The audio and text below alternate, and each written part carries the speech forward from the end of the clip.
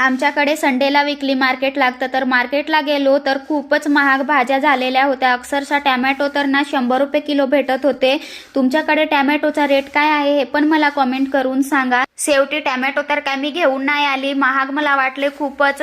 मग इथं मी तसेच भाजी बनवून घेतली, फ्लावर आणि मटारची ग्रेव्ही बनवून। तर छान झालेली भाजी आणि लसुणी पालक म्हटलं बनवूया, तर इथं मी त्याचाच तडका बनवून घेतला। जिरं मोहरी खूप सारा लसूण घातला आणि त्याच्यात एक कट केलेली मिरची पण टाकली आणि थोडेसे मसाले टाकले।